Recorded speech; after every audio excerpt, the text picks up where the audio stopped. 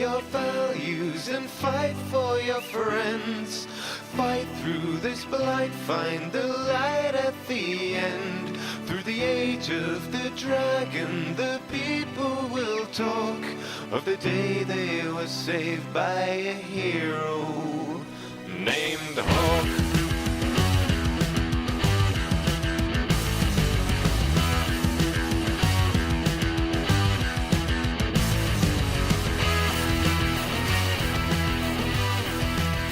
You're listening to Reignite, a podcast about the things we do for family. I'm Frankie. And I'm Matt, a.k.a. Stormageddon. With Hawk's sibling, we break into the ML estate and clean out the slavers that purchased it from Gamlin all those years ago. Once they're gone, Hawk has the opportunity to explore, pick up a gift, and then return to Leandra with the news of what the will really said.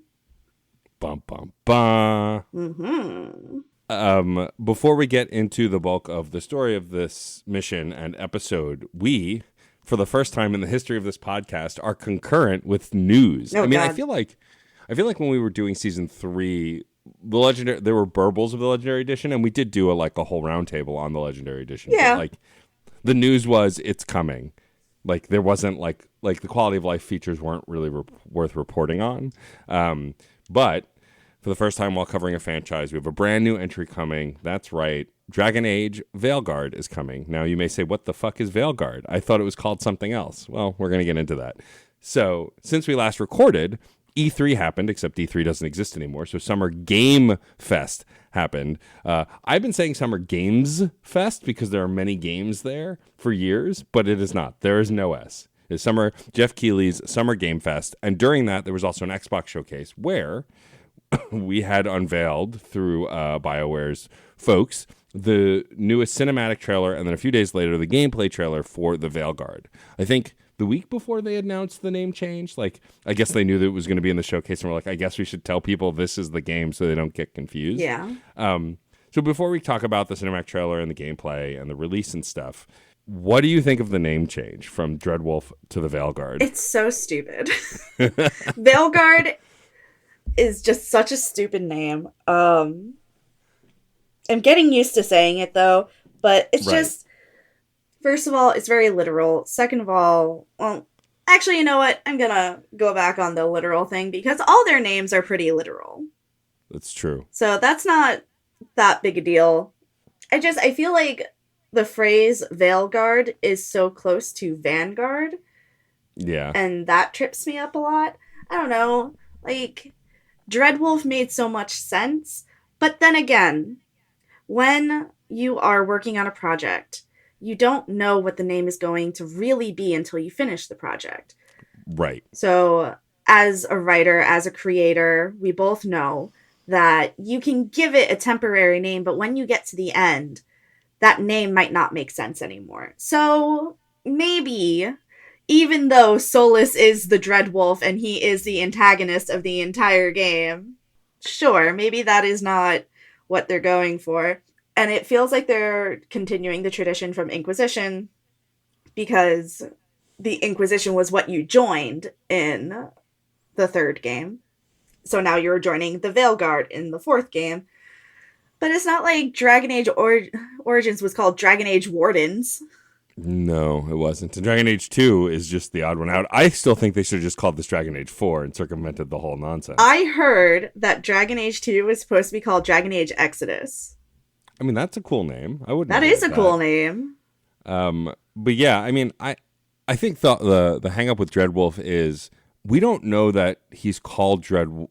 I guess light spoilers for Dragon Age Inquisition, but we don't know that Solus is referred to as the Dreadwolf till the DLC, right? We don't hear that during the main game. We don't find out that he's Fen'Harel until Trespasser. Yes, this is true. And so I think that, and the best part is you referring to him as that. Anyone who's not played the game goes, well, those were words. It doesn't spoil anything. But what, you weren't paying attention in Dalish class? Come on. But Dreadwolf was very focused on him, and so I think, and it's part of the DLC, which some people may not have played. So I think Veilguard also is well, let's broaden the title to bring in people who are coming to this game for the first time. And I think this is a good transition to the cinematic and gameplay trailers. the cinematic trailer also rubbed a lot of hardcore fans the wrong way because it was very poppy and kind of fluffy. You see all the pretty characters, and it was, kind of high impact, less substance, and a long-time fans were like, well, what is this? But I think as someone who understands that it's been 10 years more, I think, you got to bring in a new audience. This is going to be a lot of people's first game, and I think that both trailers, but for sure the cinematic trailer before the gameplay reveal was designed to bring in people who don't know what the hell a Dragon Age is. Yeah, and also I think it's important to remember that Dragon Age has always been kind of, I don't want to say light and fluffy because you're dealing with really dark topics, but they make light of those topics. Like, there is this sense of humor that has always run through the series. So, like, you make a mistake, it's, okay, bud, you'll work through it. But, I don't know. I think that being upset that the trailer is so, like, high-powered is losing sight of what the games are at their core, really. Yeah. I mean, also what killed me is, so the trailer to Veilguard, it's killing me, is it resembled a lot of old Overwatch trailers and a few other things. And so, like, there was this idiotic rumor going around in, like, the 3 days we were waiting for gameplay footage that they turned Dragon Age into a hero shooter like Overwatch. And I was like, this is idiotic. Why would they do that? It wouldn't make any sense, even for the multiplayer. And of course, then we got gameplay a few days later, and it wasn't. It plays what seems like just like Inquisition. And I was like, of all the stupid rumors to start about BioWare and this game, that they made it a hero shooter, that would, like, I don't. It turns out, folks, the gamers are dumb. I'm sorry. Come for me, I guess. But we didn't have to wait long after. So the cinematic trailer shows off the new cast. There are a few returning faces, but for the most part, it's a brand new cast of characters, which is typically what Dragon Age does. I mean, we are already seeing that from 2 to Origins. There isn't a ton of repeats, except for, of course, our boy Anders, who is only in the DLC and not in the main game. And so, oh, yeah, right. Varric was in Origins? No, Varric wasn't in Origins. I'm sorry. I thought you were just talking about repeat characters in general. Oh, yeah, no. Yeah, well, Varric, is one of the biggest repeat characters since 2, for sure. But, I think it was cool. I liked... Cullen is the other repeat character. Oh, yeah. But we always don't really care about Cullen, so it's fine. Cullen does suck. He does. But anyway, so thankfully we only had to wait a few days, though, because then we got a gameplay trailer or gameplay reveal, which was the intro to the game. It seems like the first area you go to as the new protagonist and Varric, and you meet up with Harding. I am so glad she's a main character. I'm so happy about Harding. I love her so much. She's a dwarf scout in the Inquisition games who's really fun to interact with and really one of the better NPCs, along with a few others. And, like, for her to be a member of your squad in this game is really exciting. Varric is back with long hair and a grizzled look. Yeah, I know. You don't like his look in the gameplay trailer. Okay, here's the thing. New Varric has a beard. I can live with that because it has been 10 years. But the whole reason that Varric didn't have a beard is because he was a surface dwarf. And not having a beard was like his way of distinguishing him from Orzammar dwarves. Right. So you can have many, many reasons why he decided to grow in his beard. Totally fine. I get it. I'm with you on that. What is bothering me so much, though, is the color of his hair. And unless he comes out and says, like, no, I had to change the color of my hair so Solas wouldn't find me, that's the only excuse I'm gonna take. Because the man is, like, strawberry blonde. He's, like, got this reddish blonde thing going on. And that's not how that color of hair darkens. Like, that's not how it grays over time. No, it gets lighter, not darker.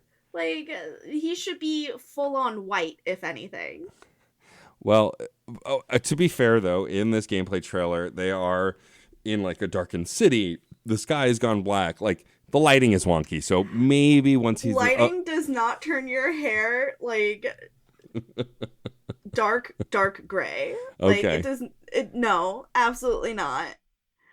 No, I will not accept that. Varric is going to have to say to me, like, no, I had to dye my hair so Solus couldn't find me. Like, I had It's to not change gonna my happen. entire look. There's no Like, way. It's not gonna happen. that's the only excuse I will accept. Okay. All right. So But Gary Mackay, GM over at BioWare, who is not my friend, I need you to answer for your crimes. yeah. Your Varric related crimes. Now talking about the gameplay part Fine. of this, Oh, we it looks got baller as fuck. it does. So the lead character, the custom character, is a rogue, and I had played a rogue in my canon playthrough of Inquisition, and so a lot of the movement felt familiar, dashing around, teleporting, quick strikes. It seems like an evolution of the action combat from 2 and 3. I didn't expect that they would go back towards a tactical feel. You know, you could pause the game in 2 and 3 as well, but like 1 is really the only tactical kind of feeling game. 2 and 3 you can pause to plan, but mostly it's still very action oriented. And so I'm okay with them continuing that trend. I liked the action combat in 3 quite a lot, and the ability trees, and so I'm assuming we're getting more of that. But it looked fun. The story that we see is just kind of the intro of what's going on with Solus. It's funny, I was talking about this with someone else on a different Discord. They put a major spoiler in this gameplay trailer, and to anyone who's not a fan of Dragon Age, it wouldn't seem like one, which is probably why they left it in. But for everyone in our Discord, we were like all spoiler tagging It was all because deeply upsetting. because we were all so upset, and like it's just one of those things that it's funny. Like, how can they spoil such a loss? Yeah, but it's funny because like it goes to show that games that you're very invested in can make you care about literally anything.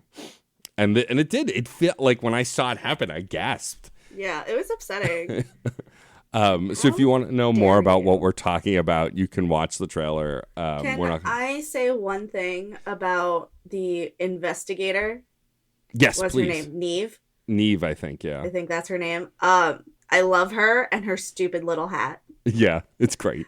Like, this hat is a like square of lace that sits sideways on her head. It is not practical in any fashion. I love her and her stupid little hat, and I can't wait to meet her so I can tell her that she has a stupid little hat. Yes.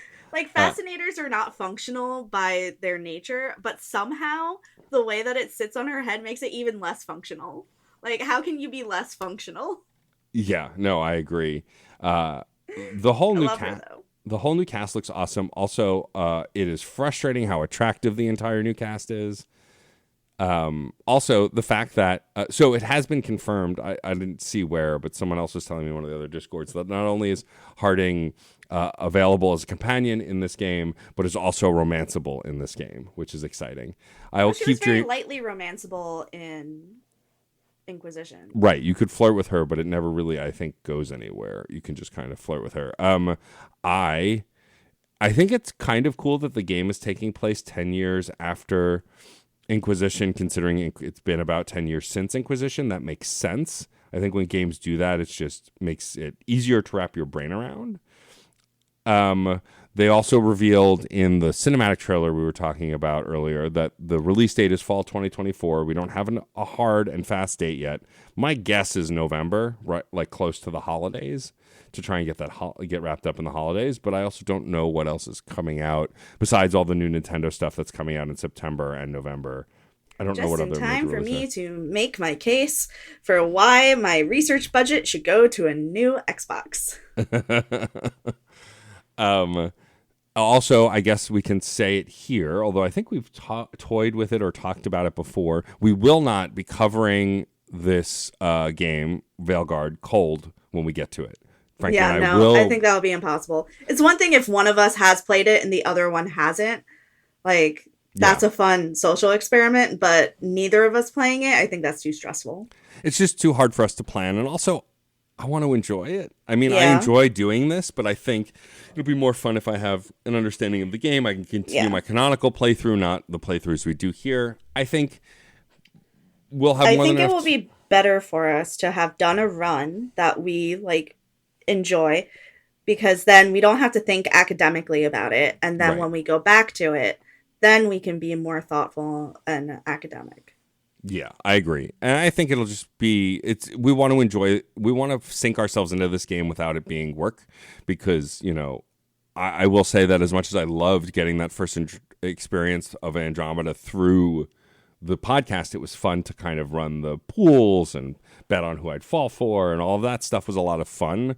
I think ultimately I probably would have enjoyed the game more if I had played it for the first time on my own, just because it's less work. It doesn't feel like homework, which sometimes this stuff can. But all that said, we will, of course, be covering Veilguard on the podcast in time order. We're not going to jump it up the order. We're going to go in order of the narrative, especially considering how tied Inquisition is to Veilguard. Mm-hmm. So, exciting stuff. I am cautiously optimistic about this game now. When it was 10 years and we had only gotten a couple of storyboard trailers with VO, I was not very optimistic that we would ever see this game. Yeah. Now that it's coming out, and we've seen some gameplay, I am optimistic. I do want to play it. I am still not optimistic or convinced that we will ever get another Mass Effect. If this sells well, then we will. But maybe. The biggest problem here, as we've seen, is even games like Hi-Fi Rush that broke barrier, didn't break the bank, but won a ton of awards, was highly critically acclaimed on tons of top 10 lists. Xbox still shut that studio down and fired everybody, and we'll never get another one of those games unless it's a cheap ripoff because they own the IP technically. And so with stuff like that constantly happening in the games industry, I have little faith that we'll get any sequel at this point, considering how long it takes to make stuff. But I want to be optimistic about Veilguard, mostly because it's just fun to like this franchise. I like this franchise a lot already, and I want to be excited about this continued story, since this is the most direct continuation we're getting, because 1 to 2 and then 2 to 3 are very disconnected as far as who you are in the world. I would say 2 to 3 is more connected because of Varric being in both games and Cassandra being in both games, but this is the smallest jump I think we're going to see in continuity because of how the story is so directly connected than in the other games. And so I'm excited for that, to see what a more direct sequel to Dragon Age looks like. And also I'm curious how the decisions carry over. Are we still going to be using the terrible Dragon Keep, or are they going to give us a better way to do it? Considering Dragon Age Inquisition is a PS4 game, and you can transfer PS4 games to transfer PS4 saves to PS5s and import them into games. I'm wondering if it can just pull the direct data from Inquisition. I think I read something where they are. I wish I saved that article. I'm sorry. It's okay. I think I read something where they are, and they're not going to be using the Keep anymore. Yeah, which makes sense. I hope that if the Keep gets pulled down, that they provide a different way of still stacking that legacy. But if not, I do have 2 completed Inquisition saves that I can import for different playthroughs. Should just do a comic like they do in Mass Effect. I mean, honestly, I would love that. I would really love that, because then us getting to Veilguard for this show would be so much easier, right? Because the Dragon's Keep just sucks. It's really only required for Inquisition, but it does suck. Anyway, that'll do it for news this week. Of course, as we get more news on the Veilguard, we will continue to cover it. We are very excited for this new game, without a doubt. And we're excited to have hopefully new listeners flood in, searching desperately for Dragon Age content, because that's kind of what happened when the Legendary Edition was coming out. So if you're new here because of Veilguard, welcome, and we hope you enjoy the show. Throwing back to homework, Matt, did you do your homework for this episode? Define homework.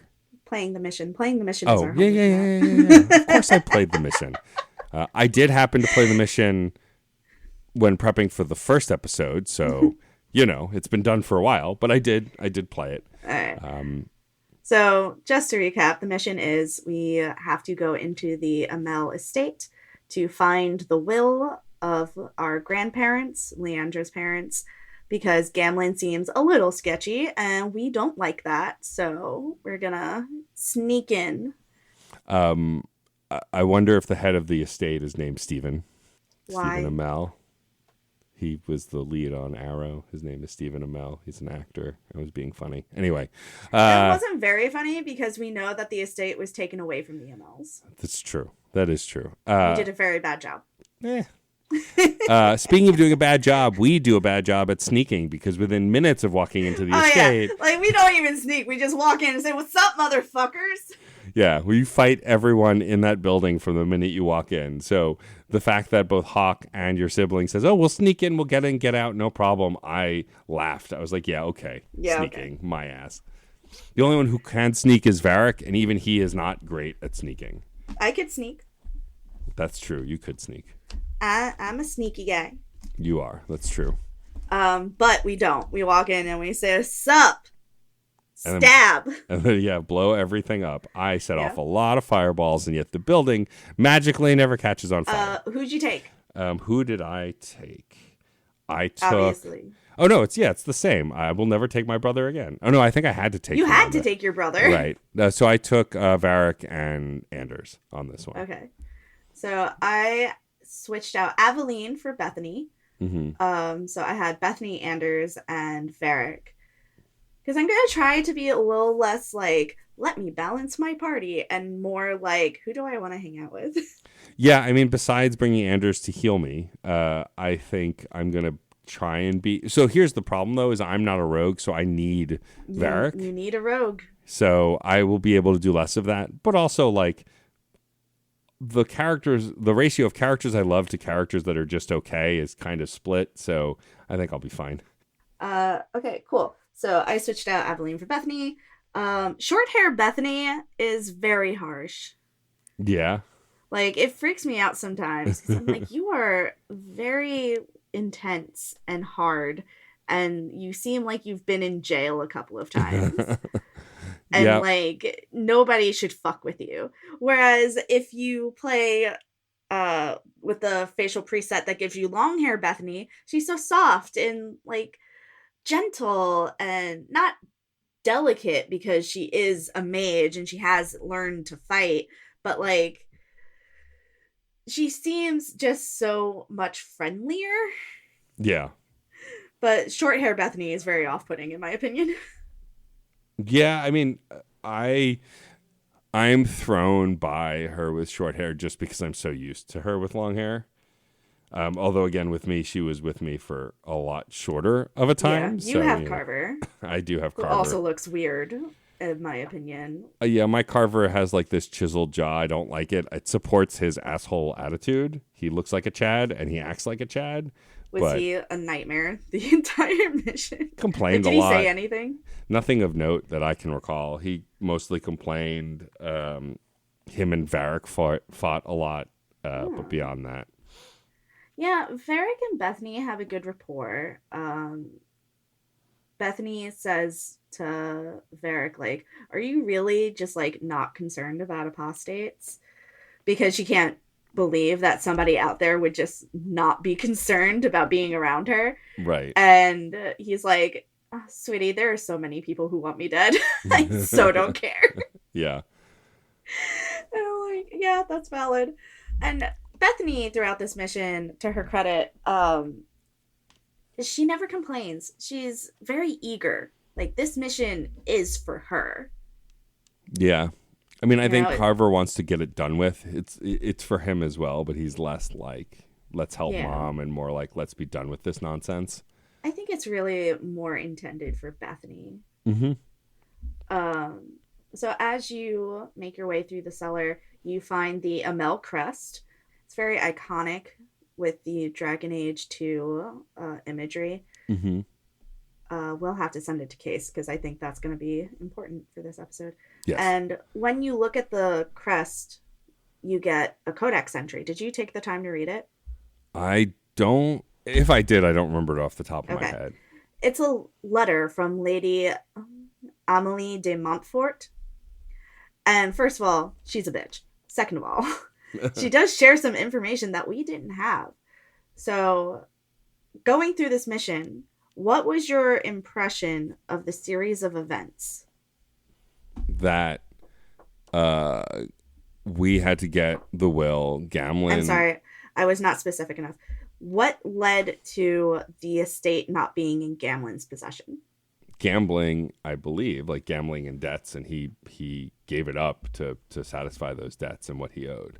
Okay, that was my understanding. But then I read this letter, And Lady Amelie de Montfort is talking about how a mage child was born and taken to the circle, and all the luck that the Amels had just quickly ran out. And the head of the Amel estate had to shell out lots of money to protect another kid from unlawful charges. And then Leandra ran away, and then so and so got sick, and they just kept incurring debt upon debt upon debt.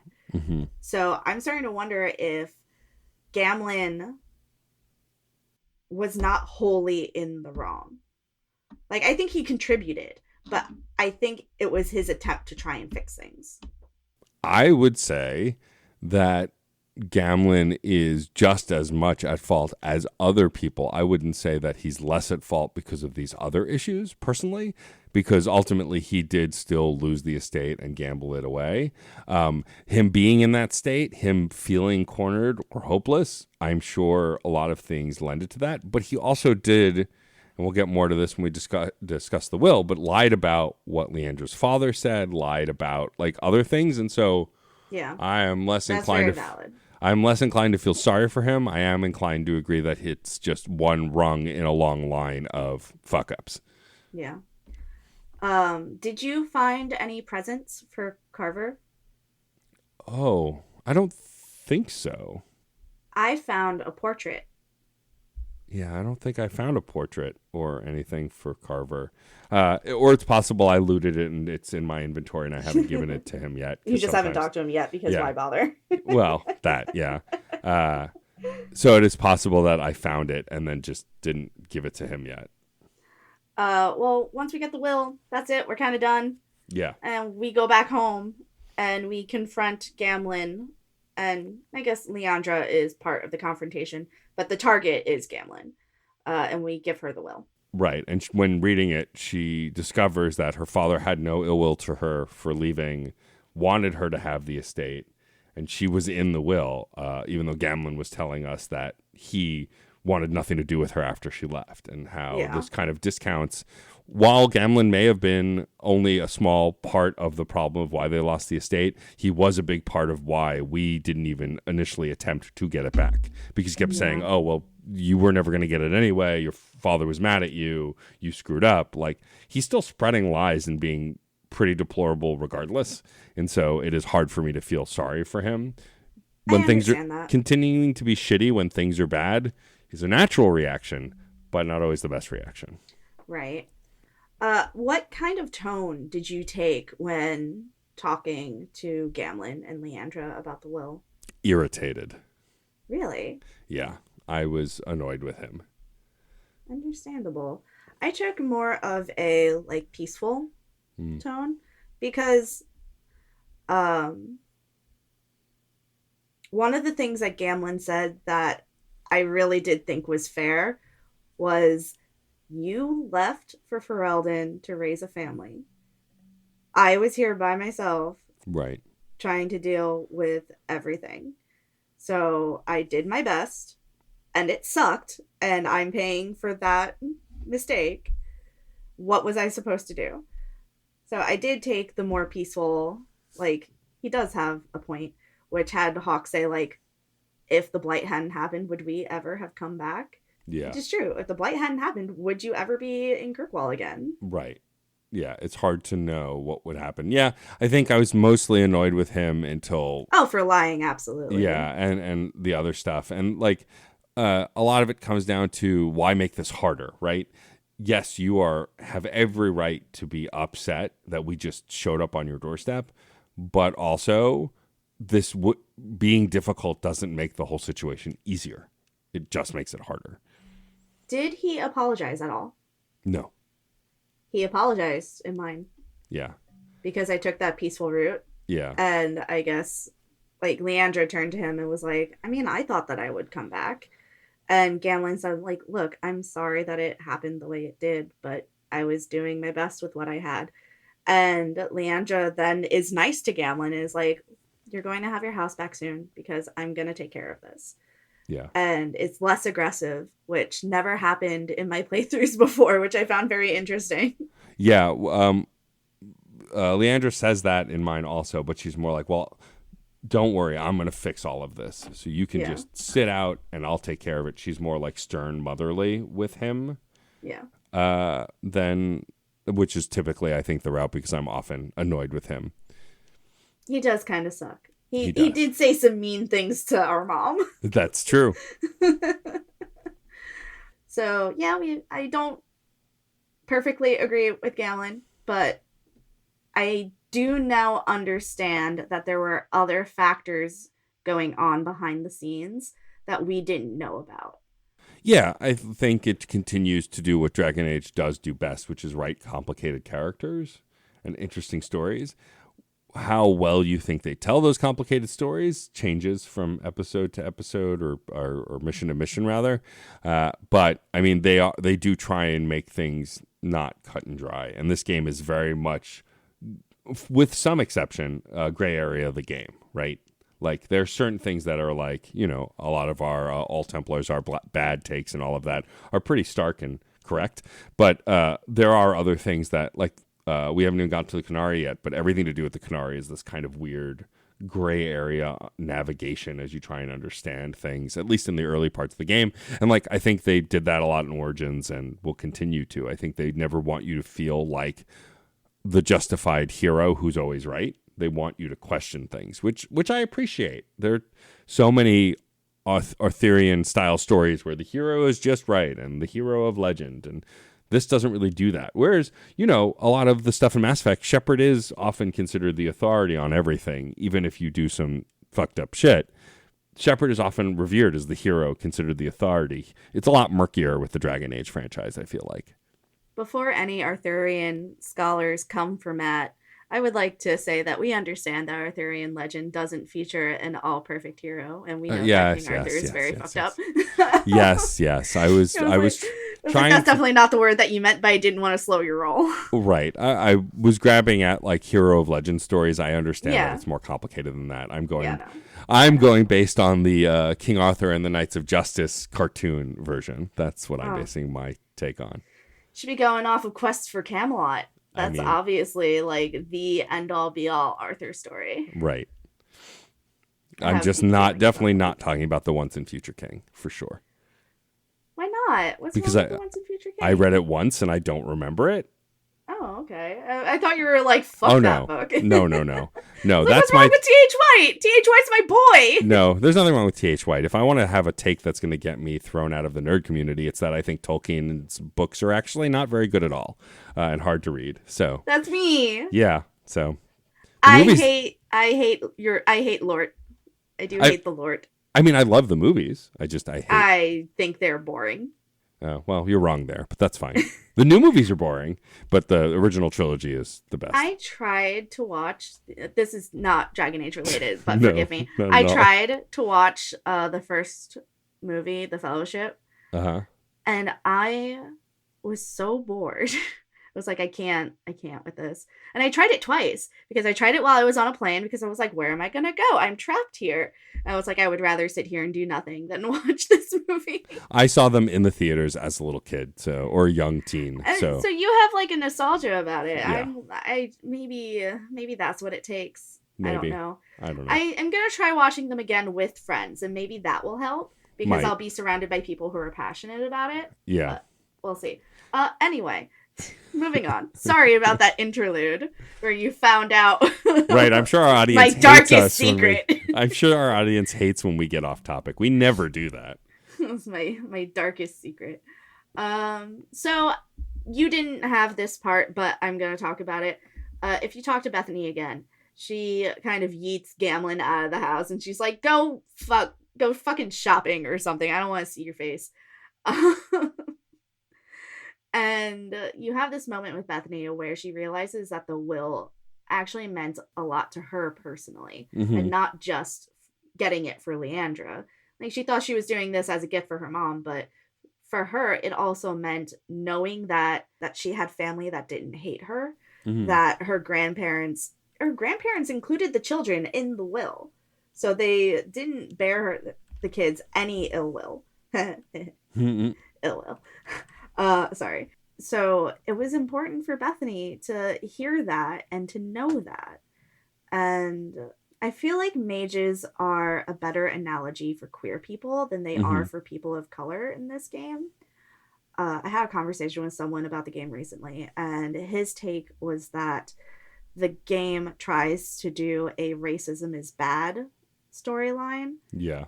which you can make a case for, absolutely. But I think that it's more systemic oppression is bad no matter what the marginalized community is. And Right. I just think that there's a lot more parallels to the queer community than to people of color in this instance. Like, think about Carl and Anders being in a romantic relationship, and Carl is turned tranquil, basically lobotomized. Right. Is that is a very clear parallel to conversion therapy. Yeah, I don't think you're wrong. I think also though people are going to see, it's what you see of your own history and yourself in those kinds of things. And again, the A tab, as we call it here, is pretty one-to-one with a lot of stuff on the other side. But yeah, I mean, I think it's picking focal points and what you're pulling from them. I don't think either take is inherently wrong, but I definitely do see the queer. I mean, again, I don't know that I clocked that with Carl the first time I played this game and teamed up with Anders. I think I just kind of, and again, I was playing as Femhawk, and he may not. I think we discovered he doesn't bring it up as Femhawk, and so that's part of it. But yeah, I think he may talk to you about it now that you're playing as a mask mage. Yeah. But either way, yeah, I think I think that as sloppy as this game is, and as poorly as it handles some of these kinds of conversations, I think it does still bring up interesting things, and it's a good attempt at it. I don't think it's perfect. I know that some of the stories lines are wrong. I know that when we get to certain characters that we team up with later, some of how they're treated and their stories are handled kind of poorly depending on who you ask. But I think ultimately the fact that they're attempting it, especially at this time, is something worth noting. It's the booby prize a little bit, right? Like we talk about with the queerness in these games. Like, it's not great, especially considering the diversity of queerness that exists in the world, that's always existed, that we're all more aware of. And getting the token queer relationships in some of these games don't feel like enough, but also sometimes they are. I think being satisfied with a gay relationship in Mass Effect, even though it's one of two, is still okay. I think, the conversations are worth having. I think the conversations are worth having, but also, I think that just saying this is enough, I don't need anything else, is also not the right way to go, right? I think it's worth discussing and picking apart why these work, why they don't, and kind of all for the betterment of making better stuff that's more inclusive down the line. Let's see, what other points do I have? Bethany thinks Leandra is dying of grief over Carver, and I think Bethany holds a lot of unnecessary responsibility for the life the family has led because she's an apostate like her father. Like, she just bears all the burdens because she thinks it's all her fault, and I think that's really unnecessary for her because it's not. Right. Yeah, I mean, we talk about this a little in the first episode, the way she blames Hawk for the death of the sibling. It shows that like she is carrying this weight, this stress, this trauma maybe, and continues to. It does seem like it's aging her, and she just feels like it's her job, especially with your father gone, to carry all of this weight. Yeah. That's pretty much it I have for notes. I give her the portrait, and it shows Leandra looking like Bethany, and it's a really sweet moment between the two of them. Aww. And she talks about, like, maybe I shouldn't be running away from the circle. I mean, I could have been the hero of Ferelden. I was like, no, you couldn't. That was me. No. We already know who that was. That was me. Anyway. I mean, it wasn't you. It was other you. But it was me. Yeah, okay. I'm the hero of Ferelden. Anyway. We answered this other question that I put down here. Can I do my thing? Yeah, I think that ultimately this story was interesting. It's funny, I feel like we don't get this personal with the Origins characters, but we do. We absolutely do, especially the Dwarven stuff is super personal, but I feel like family dynamic is so important to the opening of this game in a way that the hero of Ferelden's family mostly isn't.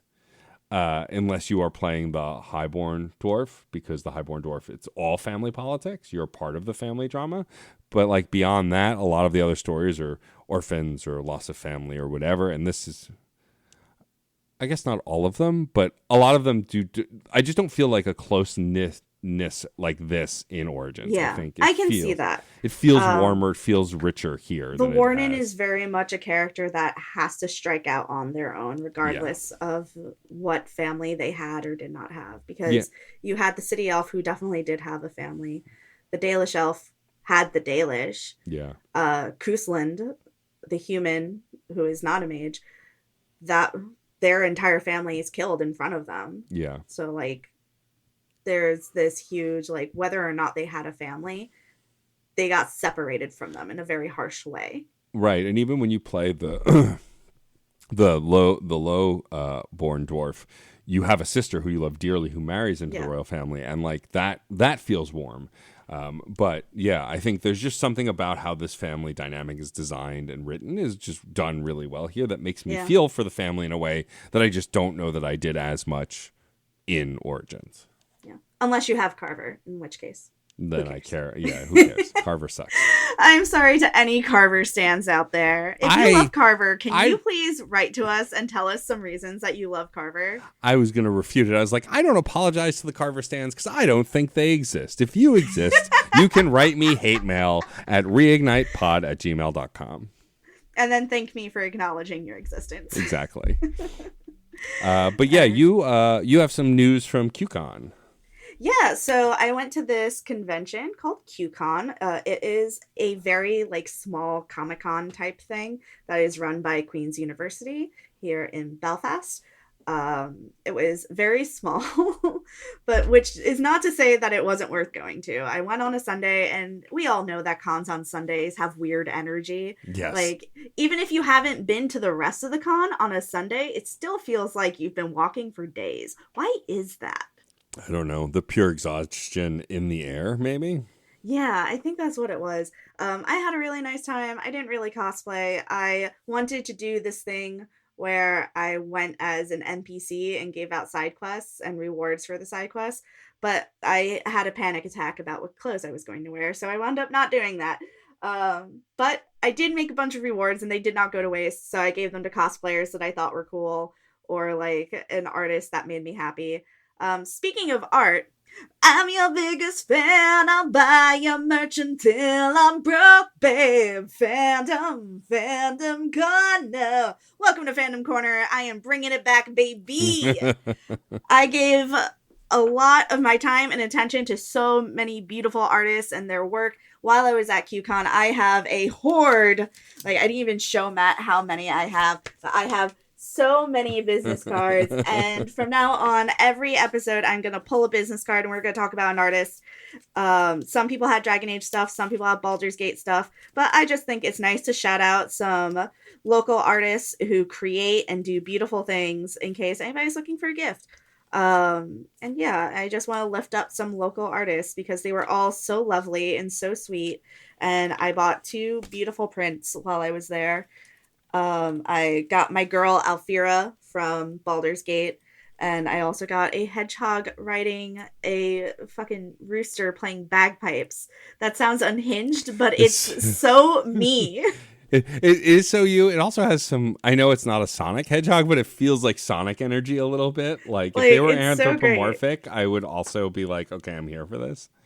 He was kind of anthropomorphic.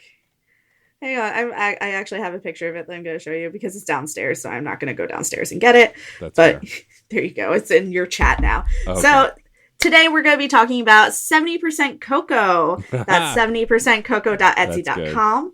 Oh, you just saw it? Yeah, that's good. It's so cute. So 70% Cocoa, they are an artist team of Dylan and Paula. They are based out of Kildare, Ireland. They have an Etsy. They also have Instagram. And sorry, I'm reading their card to make sure that I have a bunch of things. Okay, so yeah, Dylan and Paula, they are based on Etsy. They also have Instagrams. You can find them at dylan.bean.draws and at sketch.pao. POW. Yeah. So they cover fandoms like Kirby, Pokemon, Zelda. They even do some pieces in the horror genre, DC, gaming in general. They carry a variety of die cut and square stickers, as well as some really adorable prints. My favorite thing in their shop is their Snorlax print, because it shows Snorlax sleeping in a puddle surrounded by lily pads and lotus flowers, and it's just really precious. Their art is colorful and expressive, and you can really tell that they love the fandoms that they're creating for, and I think that's really important. So I think they also do commissions, which you can double check on their Etsy. So yeah, we'll have links to that in our show notes. Check them out. And that is today's Fandom Corner. Amazing. I told you I'd write a theme song for it. Look, if you're going to sing it every time, that's great. I'm not editing a theme song. If you want to edit a theme song, then maybe I'll insert it. But I'm not editing a theme song. So you can sing it every time. I mean, friends of the show, even though they've not been on the show, but they do admire our work. It's funny. Dave Jackson, who's a friend of mine, keeps saying, the next time I replay the Mass Effect trilogy, I'm going to listen to the podcast. I'm like, okay, I'm still waiting. Maybe we'll get him going now that Veilguard's coming. Maybe he'll play Dragon Hopefully. Age. But on his podcast, the Top 3 podcast, which is just him and his friends ranking top 3 things, they had like an outro bit that one of the hosts, Aaron, was singing, and after like 3 episodes of singing, he's like, I'm not doing that anymore. I'm tired. So if you're going to sing it every episode, fine. All right. Anyway. So for our next episode, we are moving on to Bait and Switch. Perfect for all you broody elf fans out there. Frankie's note, not mine, though, still accurate. Me love a white-haired character who is probably sexually assaulted? Couldn't be. Not you. This character is a source of a lot of, I don't want to say condemnation. I don't think that's the right word, but just a lot of discussion in the fandom and the franchise. He has a lot of fans, but his story is definitely complicated. But anyway, we're going to do that next. And then we do have some guests getting lined up. I'm very excited. Episode 6 is going to have our first guest, which is going to be fun. But we are looking for more guests. If you know someone who you think would be a great guest for this very pod, you can write us at all the stuff that Frankie's going to list off in just a moment. But otherwise, we are looking for guests. You don't have to be a podcaster to be a guest. If you've got a decent mic set up or a way to jump on a call with us, we're happy to have you. We have often in the past had just fans of the franchise who have then become good friends by coming on the show. So welcome as well. You do not have to be have a thing to shill to be on the show. It's not required. Also, I like it if you do have a thing to shill, though. I mean, it's fun because then we can promote you. Yeah. But let's see. I'm trying to think of other things to promote. Oh, we'll talk about it more in a minute. But if you are someone who's been waiting to hear this podcast on a platform that did not exist, because it did not exist on this platform until very recently, we are finally on YouTube. The YouTube is allowing folks to upload their podcast whole hog, and we did that. And so our YouTube page now has our entire podcast and is releasing episodes currently along with all the other platforms. So if YouTube is the place you'd prefer, or YouTube Music is the place you'd prefer to listen, you can go there now. There could be a world in the future where Frankie and I release video content. I'm going to try and start bookmarking other video content we've done in other places that exist, like on my YouTube or on the CPOV YouTube, just so they're all in one place. But if you would prefer to listen to the podcast on YouTube, you now could do that. And I believe we're just at Reignite Pod on YouTube. So anyway, with that out of the way, let's wrap up the show. Yeah, if you like what you heard here, you can follow us on social media. We're at Reignite Pod on Twitter, Blue Sky, Tumblr, YouTube, apparently, and Instagram, facebook.com/reignitepod, or you can send us an email at reignitepod@gmail.com. You can also find us on Twitter and Blue Sky. On Twitter, we are at Frankie B. Wrights and at DJ_Stormageddon. And on Blue Sky, we're Frankie B. Wrights and DJ Stormageddon with no underscore. Write to Blue Sky and tell them that DJ Stormageddon needs their underscore. It's very important. You make it a bigger deal than it is every episode, and I don't know why. It amuses me. Oh, good. Great. I'm happy to be your entertainment. You can rate, review, and subscribe on your favorite podcatcher. It helps us get seen so other people can find us. So that way, when people look up Birthright, they don't just find weird trips to Israel and other things. They find this actual podcast. I was trying to think of stuff connected to Birthright. Good. Yeah, that was very good. I have moments like that. Rating and reviewing is a huge help. You can go to Spotify and Apple just through the show notes, but Good Pods, Pocket Casts, and a bunch of others also, I think, allow rating and reviewing. So please go out there and do that. Rate and review or comment over on YouTube. Any and all of that stuff is super helpful. So please go do it. We're members of the Certain Point of View Network. Visit certainpov.com to find more nerdy podcasts, each with a unique point of view. You can also find a permanent invite link to our Discord server on the website. Join the conversation. Yes, please. I get so excited when there's news on a BioWare franchise because it's when our little part of the Discord is most active, and it is super active right now. Shout outs to Troidal Power, by the way, who's playing Origins for the first time and is already in line with us on how mistreating your Mabari, anyone who mistreats the Mabari is a bad person. And it's why early on I did not like Morrigan either, because everyone should be nice to that dog. But yeah, if you're just joining in the games for the first time or you're a longtime player, we love to have you there to chat. As far as personal plugs go, the big thing is I just got my media badge approval for PAX West. I'm not 100% sure that I'm going yet. I've got some personal stuff going on that may keep me from heading out there, but I do have a plan to try and get out to PAX West this year. I know that Jeff and his incredible spouse Sarah will definitely be going no matter what, so Fun and Games will have a foothold there one way or another. But stay tuned here or on my socials to find out more. Beyond that, you can go to djstormageddon.com to check out all the stuff that I work on. You can go to the Fun and Games Patreon at patreon.com/funandgamespod. There is a free tier now that you can join. You can see some of Frankie's awesome writing over there, as well as some of mine for free. There are also premium podcasts and other things that you can get if you just throw us a little bit of cash.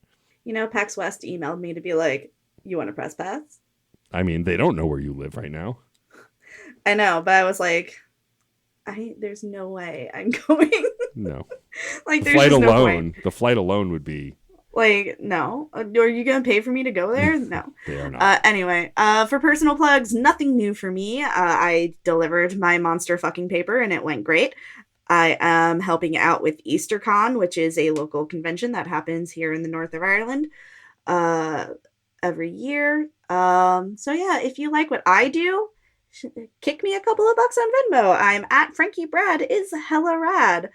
Papa's got their new desk, but you know, research budget can only go so far. It's true. It's totally true.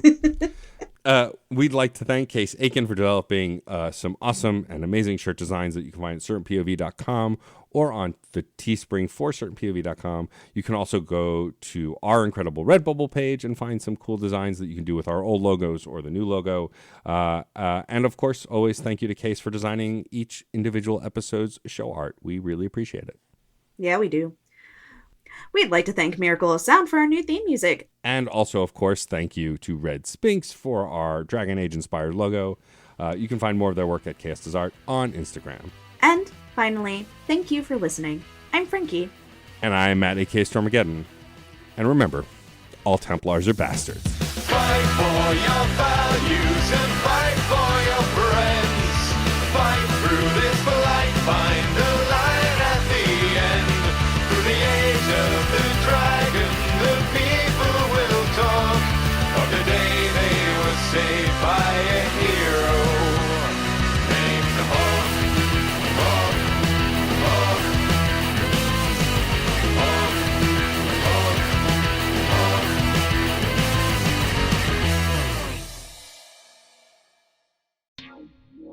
Have you ever been reading through a stack of comics and thought, maybe I should see what this Arkham Asylum game is all about? Or been playing Marvel vs. Capcom and felt like you were at a real disadvantage since you didn't know who half the characters were? Well, Play Comics is the show for you. I'm Chris, and each episode we take a look at video games based on comic properties and how well they stick to that source material. So whether you know the comics and want to know how all these games work, or you know the games and want to find out where all this craziness came from, go check out Play Comics at playcomics.com or wherever you find your favorite podcasts. CPOV. CertainPOV.com.